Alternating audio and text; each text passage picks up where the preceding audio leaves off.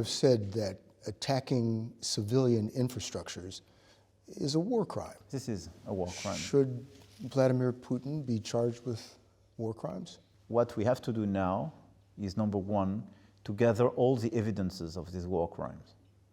This is what we did, both the US and France and some of our allies, from the very beginning of this conflict, by sending policemen, experts, to gather all the evidence and to have a clear and certain attribution, i.e. you have to identify this attack on this civilian infrastructure came from this missile, and this missile is for sure coming from the Russian side. And in parallel, we have to launch all the initiatives and the legal initiatives, indeed, to have such a result. So my answer is yes. Right now, in Ukraine, Russia, at the onset of winter, is attacking the power grid. Millions of Ukrainians are without power and heat, and it seems to be Russia's strategy to inflict the greatest harm possible, not just on Ukraine, but even on the West with restrictions of gas.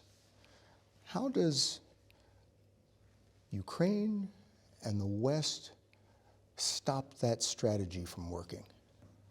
What we have to do now is first to help the Ukrainians from a humanitarian, economic, and defense point of view to resist, to precisely complete this counteroffensive, and to do everything they can during this period of time. In parallel, what we want to do, and this is why we will organize the 13th of December, a few days after this state visit in the US, we will organize an international conference together with President Zelensky for Ukrainian resilience and Ukrainian civilian resistance, whose perspective is to maximize our solidarity vis-à-vis Ukrainian people in order to get generators, to have people in charge of restoring water system, to help them to restore schools, hospitals, and so on,